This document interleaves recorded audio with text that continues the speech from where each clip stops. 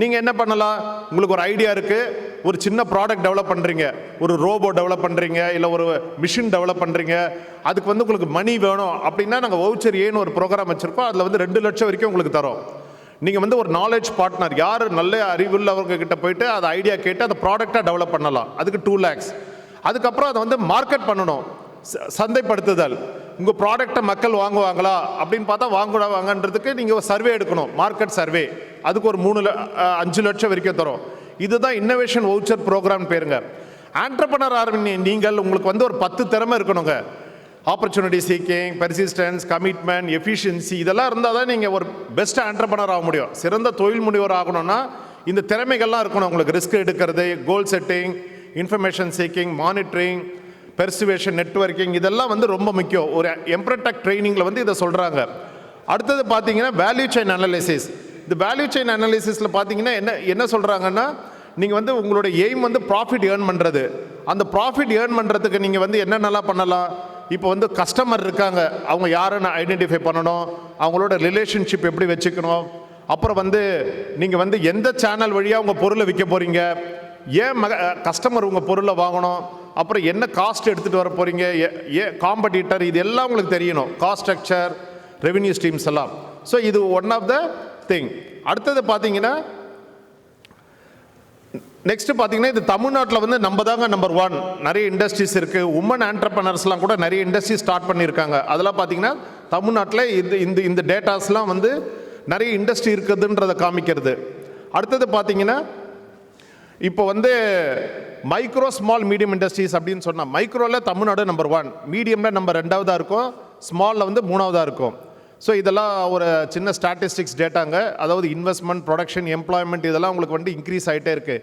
So என்னென்ன தொழிலெல்லாம் செய்யலாம் நான் ஏற்கனவே சொல்லியிருக்கேன். Electronic industry, leather industry, automobile industry, digital marketing, இன்ஜினியரிங்கில் வந்து ஒரு ஒர்க் ஷாப்லாம் நீங்கள் வைக்கலாம். எலக்ட்ரானிக் இண்டஸ்ட்ரியில் வந்து printed circuit board, mouse, pen drive, இதெல்லாம் நம்ம ஊரில் ஒன்றும் செய்யலை, நம்ம இம்போர்ட் தான் பண்ணிகிட்ருக்கோம். சைனாலேருந்து, வெளிநாட்டிலேருந்து பென் ட்ரைவ்லாம் இம்போர்ட் பண்ணுறோம். நீங்களே ஸ்டூடெண்ட்ஸ் என்ன பண்ணலாம், இன்னோவேட்டிவாக பண்ணி ஒரு பென் ட்ரைவ் பண்ணலாம். அந்த மாதிரி கம்ப்யூட்டர் மவுஸ், எல்இடி லேம்ப், இதெல்லாம் வந்து ரொம்ப இம்பார்ட்டன்ட். லெதர் ப்ராடக்ட்ஸ் ஏற்கனவே சொல்லியிருக்கேன். லெதரில் வந்து உங்களுக்கு வந்து க்ளவுஸு, அப்புறம் வந்து பேக்ஸு, அந்த மாதிரிலாம் நிறைய ப்ராடக்ட்ஸ் பண்ணலாம். ஆம்பூர்லலாம் பார்த்தீங்கன்னா ரொம்ப ஃபேமஸ் லெதர். அதுக்கு அடுத்தது பார்த்தீங்கன்னா ஃபுட் இண்டஸ்ட்ரி. நெக்ஸ்ட் ஃபுட் இண்டஸ்ட்ரியில் வந்து உங்களுக்கு வந்து ட்ரெடிஷ்னல் மெட்டீரியல் இருக்குது, ஜாம், கேன்டீன்ஸ், இந்த மாதிரிலாம் ஆரம்பிக்கலாம் நீங்கள். அதுக்கு உண்டான லைசன்ஸ்லாம் கூட கவர்மெண்ட்டில் வந்து உங்களுக்கு கொடுத்துருவாங்க. அடுத்தது பிளாஸ்டிக் மெட்டீரியல்.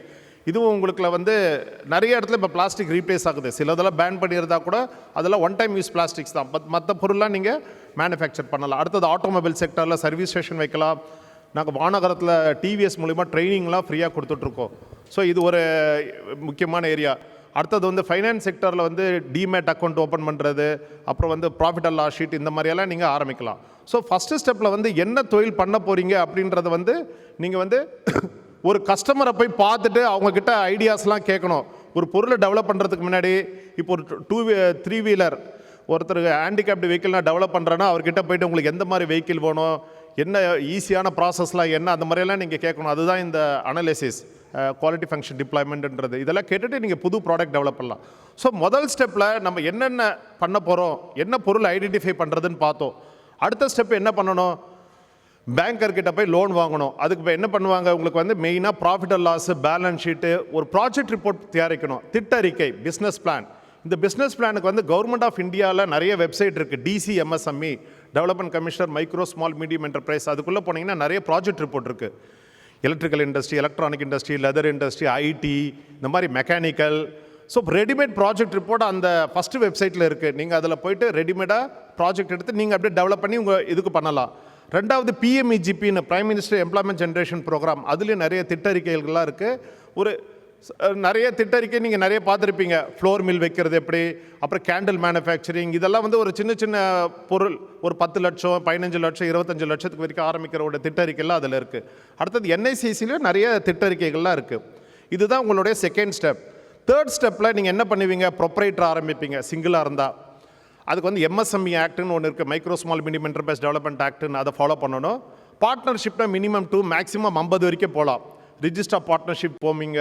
அப்புறம் கம்பெனிலாம் public limited company, private limited, இதெல்லாம் உங்களுக்கு இப்போ ஈஸி. நீங்கள் வந்து கஷ்டப்பட வேண்டாம், நீங்களே ஆன்லைனில் போய் இதெல்லாம் ஃபைல் பண்ணி ஈஸியாக எடுத்துக்கலாம். அடுத்தது கோஆப்ரேட்டிவ் சொசைட்டி. கோஆப்ரேட்டிவ் சொசைட்டி பார்த்திங்கன்னா நிறைய இருக்குது. Coir society, leather society. ஊட்டியில் பார்த்திங்கன்னா நாங்கள்